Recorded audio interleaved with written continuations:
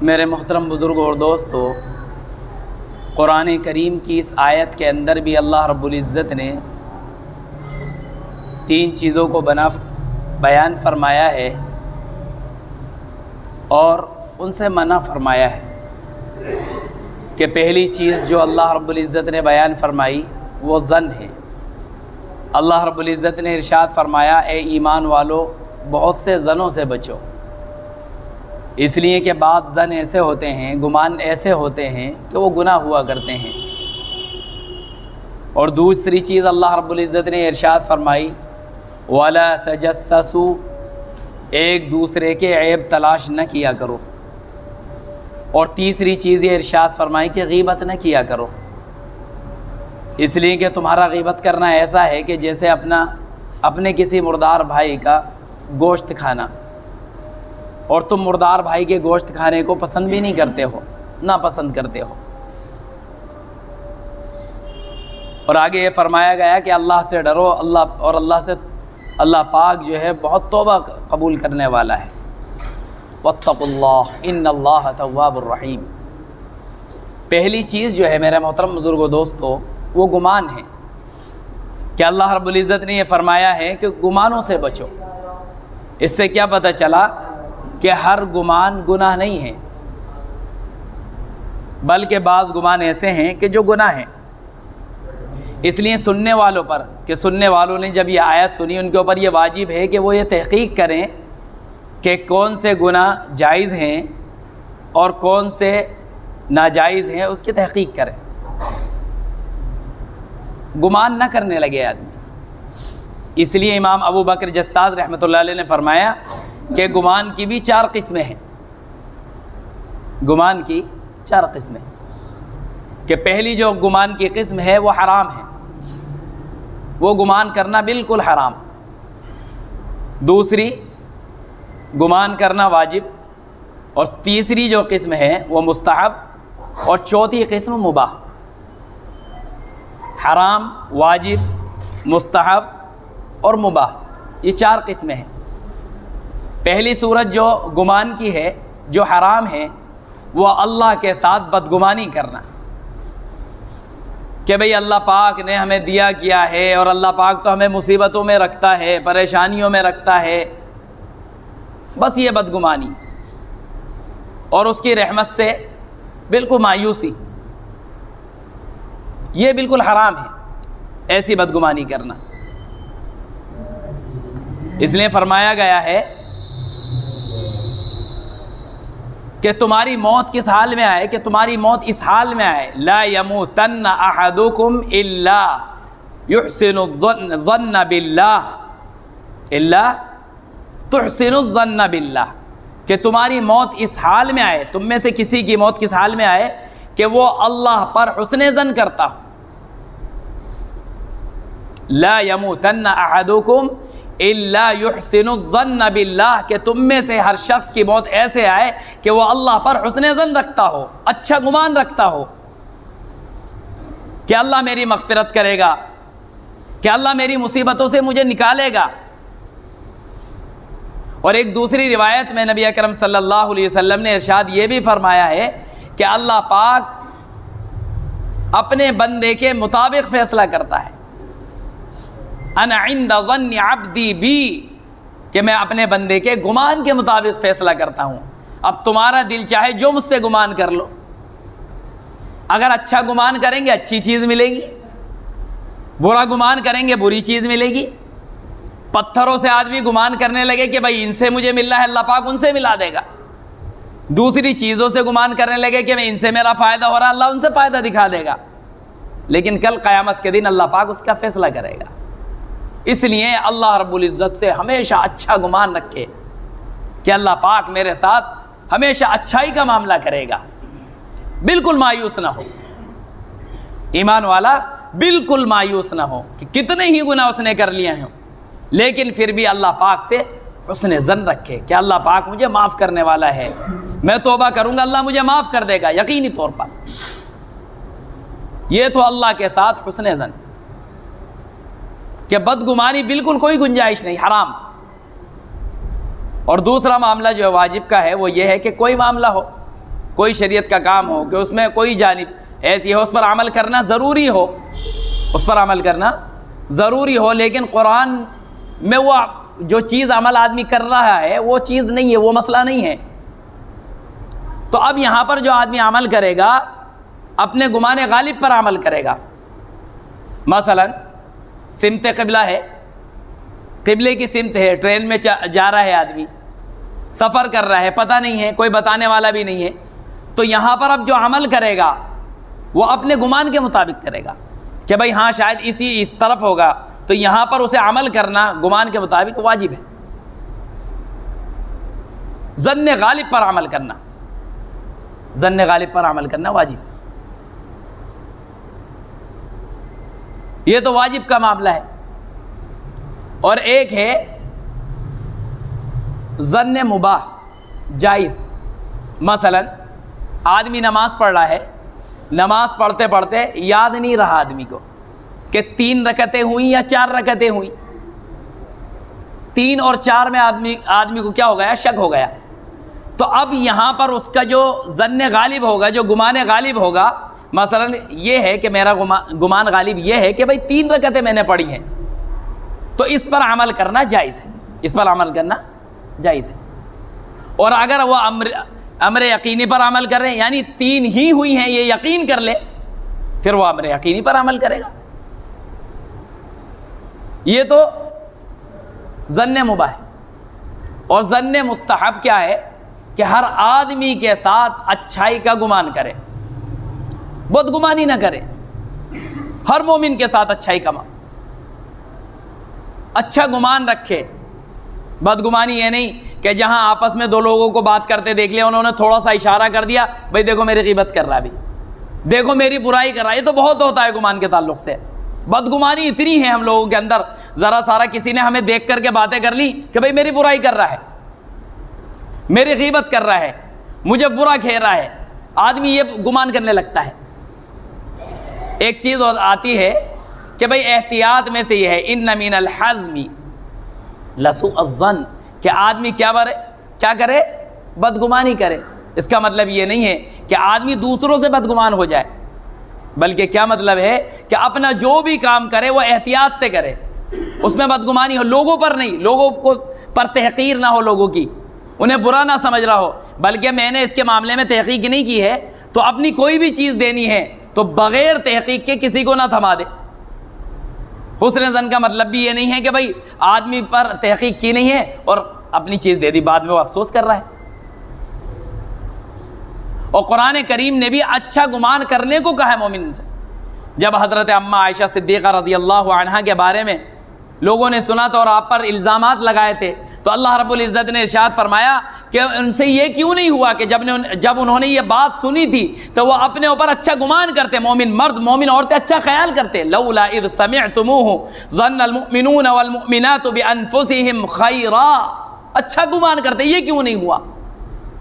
بدگمانی کیوں کر لی انہوں نے؟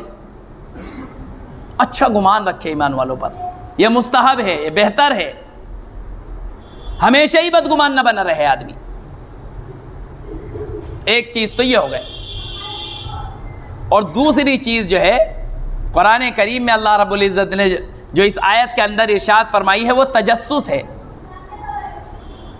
ایک لفظ آتا ہے تجسس جیم کے ساتھ، اور ایک آتا ہے تحسس ہاں کے ساتھ، دونوں کے جو معنی ہے متقارب ہیں، ملتے جلتے ہیں۔ تجسس کے معنی کسی آدمی کے اندر کوئی عیب تلاش کرنا، ڈھونڈنا، یہ تو تجسس، کہ کسی کے آدمی کے اندر کوئی عیب چھپا ہوا ہے اسے ظاہر کر رہے ہیں، یہ تو تجسس ہے۔ اور ایسے ہی کسی کی تحقیق کرنا، یہ تحسس۔ اور حضور اکرم صلی اللہ علیہ وسلم نے دونوں سے منع فرمایا ہے، وَلَا تَجَسَّسُوا وَلَا تَحَسَّسُوا، نہ تو تجسس کرو، کسی کی ٹوہ میں لگو، کسی کی چھان بین کرو۔ ہاں مصلحت حکمت ہے، کسی کو کسی کے شر سے بچانا ہے تو وہاں تو گنجائش ہے کہ آدمی کیا کرے گا کہ بھائی اس سے مجھے نقصان پہنچ سکتا ہے، اس سے فلاں کو کیا ہو سکتا ہے؟ نقصان پہنچ سکتا ہے، کوئی دینی ضرر ہے اس سے، تو وہاں کیا کرے گا آدمی؟ وہاں تو چھان پٹک کرے گا۔ ہاں اگر کوئی بالکل فاسق ہے، گناہ گار ہے، کھلم کھلا گناہ کر رہا ہے، اس کی چاند پٹک کرے، وہاں اس کی چاند پٹک کرے، کوئی مسئلہ نہیں ہے۔ لیکن ہر آدمی کی چاند پٹک کرنے لگے اور اس کے عیبوں کو تلاش کرنے لگے، اس کی اجازت نہیں۔ اللہ رب العزت، اللہ کے نبی پاک صلی اللہ علیہ وسلم نے منع فرمایا ہے، لا تغتابوا المسلمین ولا تتبعوا عوراتہم، نہ تو مسلمانوں کی غیبت کیا کرو، نہ ان کے عیبوں کے پیچھے پڑا کرو۔ ومن یتبع عوراتہم یتبع اللہ عورتہ ومن یتبع اللہ عورتہ یفضحہ فی بیتہ، کہ کسی کی غیبت مت کرو اور نہ کسی کے عیبوں کی تلاش میں رہو، کہ عیب تلاش کر رہے ہیں کہ بھئی ان سے کیا کام ہو گیا، مولوی صاحب سے کیا کام ہو گیا، فلاں صاحب سے کیا کام ہو گیا، عیب تلاش کرنے لگا، ان کے اندر عیب کیا ہے، پچھلی ایسی کون سی غلطیاں ہیں جو انہوں نے کی ہیں، اور اسے لا کر کے لوگوں کے سامنے ظاہر کرے آدمی، اور مقصد کیا ہو کہ بھئی ذلیل کروں گا انہیں میں، یہ مقصد ہے۔ کہ اللہ رب العزت نے یہ فرمایا نبی اکرم صلی اللہ علیہ وسلم کی زبانی کہ جو کوئی بھی کسی کے عیب کی تلاش میں رہے گا، اس کی اتباع کرے گا، ڈھونڈے گا عیب کو، تو اللہ پاک اس کے عیبوں کو ڈھونڈے گا۔ عورہ چھپی ہوئی چیز، چھپی ہوئی چیزوں کو اللہ ڈھونڈے گا، اور اللہ پاک جس کی چھپی ہوئی چیزوں کو، عیبوں کو تلاش کرنے پر آ جائے تو گھر بیٹھے بیٹھے اسے رسوا کر دے گا، ذلیل کر دے گا۔ اس لیے میرے محترم بزرگوں، دوستو، کسی کے عیبوں کی جستجو میں نہ پڑے، عیب نہ نکالیں کسی کے۔ ہاں، اور تیسری چیز جو ارشاد فرمائی گئی وہ ہے غیبت، اور یہ ایسا سنگین گناہ ہے میرے محترم بزرگوں، دوستو، اس میں کیا پڑھا لکھا، کیا ان پڑھ، کیا عالم، کیا جاہل، کیا شہری، کیا دیہاتی، کیا اچھا، کیا برا، کیا عورتیں، کیا مرد، سارے کے سارے اس میں منہمک ہیں، اور غیبت کو غیبت بھی نہیں سمجھتے۔ غیبت کہتے کسے ہیں کہ کسی شخص کی غیر موجودگی میں اس کی پیٹھ پیچھے اس کے تعلق سے کوئی باتیں کرنا، چاہے وہ باتیں اس کے اندر موجود ہوں، یہ غیبت ہے۔ میں آپ کی برائی کر رہا ہوں، میں آپ کی برائی کر رہا ہوں اور آپ یہاں موجود نہیں ہیں، تو یہ غیبت ہو گئی۔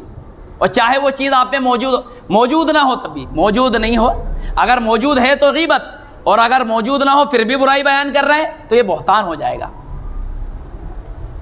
کہ حضور کے سامنے یہ تو صحابہ نے کہا تھا کہ حضور کیا اگر وہ چیز اس میں موجود اگر ہو تو آپ نے فرمایا جبھی تو غیبت ہے، اور اگر موجود نہ ہو یہ تو بہتان ہے۔ اللہ رب العزت نے خاص طور سے اس سے منع فرمایا، اور تشبیہ کا ایسے دی کہ غیبت کرنے والا ایسا ہے کہ جیسے اپنے مردار بھائی کا گوشت کھانے والا۔ اگر ہم کسی کے سامنے اس کی برائی کریں گے تو کیا ہوگا، گویا کہ ایسا ہے جیسے زندہ آدمی کا گوشت نوچ نوچ کر کے آدمی کھا رہا ہے۔ جب آدمی نوچ کر گوشت کھائے گا کتنی تکلیف اسے ہوگی، اور اسے اللہ رب العزت نے کیسے تعبیر فرمایا، لمز سے، کہ بھئی عیب نکالنا ہے، کسی کا عیب نکالنا ہے، آدمی سامنے عیب نکالنا، اسے لمز کہیں گے، عیب نکالنا ہے، برائیاں نکالنا ہے، تم ایسے ہو، تم ایسے ہو، تم ایسے ہو، یہ تو لمز ہو گیا۔ اس کی حرمت اللہ پاک نے پہلی آیت میں بیان فرمائی، وَلَا تَلْمِزُوا أَنفُسَكُمْ، ایک دوسرے کے عیب نہ نکالا کرو۔ اور یہاں پر کیا ہے، غیبت پیٹھ پیچھے ہو رہی ہے، اور غیبت میں کیا ہے کہ اگر ہم کسی کا عیب نکالیں گے سامنے تو وہ کیا کرے گا، تھپڑ مارے گا ہمارے، تھپڑ نہیں بھی مارے گا تو زیادہ لمبا معاملہ نہیں ہے۔ لیکن غیبت کے اندر کیا ہوتا ہے میرے محترم بزرگوں، دوستو، سامنے والا ہوتا نہیں، اس لیے خوب لمبی غیبت چلتی ہے، اور چاہے کم حیثیت والا ہو، بڑے سے بڑے بادشاہ تک کی خوب غیبتیں ہو رہی ہیں، خوب غیبتیں ہو رہی ہیں، اور کوئی مدافعات کرنے والا بھی نہیں ہے، روکنے والا بھی نہیں ہے۔ سامنے کرے گا تو سامنے والا منہ پر تھپڑ مار سکتا ہے، ہمارے ہاتھوں کو پکڑ سکتا ہے، منہ کو بند کر سکتا ہے، لیکن یہاں پیٹھ پیچھے تو کوئی ہے ہی نہیں، کسی کی بھی غیبت کرے جائے آدمی۔ تو میرے محترم بزرگوں، دوستو، یہ بہت ہی سنگین گناہ ہے، غیبت بہت سنگین گناہ۔ اس کے بارے میں نبی اکرم صلی اللہ علیہ وسلم نے یہ ارشاد فرمایا، الغیبت اشد من الزنا، جو غیبت ہے زنا سے زیادہ سخت ہے۔ صحابہ نے پوچھا حضور کیوں، ایسا کیوں؟ حضور نے فرمایا کہ بھئی آدمی اگر زنا کرتا ہے تو وہ توبہ کر لیتا ہے، لیکن اگر غیبت کرتا ہے تو صرف توبہ کرنے سے کام نہیں چلتا ہے، بلکہ کیا ہے کہ جس کی غیبت کی ہے اس سے معافی مانگنا بھی ضروری ہے۔ بعض علماء نے فرمایا کہ اگر غیبت جس کی غیبت کی گئی ہے اس تک اگر غیبت نہیں پہنچی ہے تو یہ صرف حق اللہ ہے، صرف معافی سے کام چل جائے گا، لیکن اگر خبر اس تک پہنچ گئی ہے تو کوئی حق اللہ بھی ہے اور حق العباد بھی ہے، دونوں چیزیں ہیں، بعض علماء نے کہا ہے، لیکن اکثر نے تو یہ کہا ہے کہ دونوں سے معافی مانگنی پڑے گی، اللہ سے بھی معافی مانگے اور کس سے بھی، جس کی غیبت کی ہے۔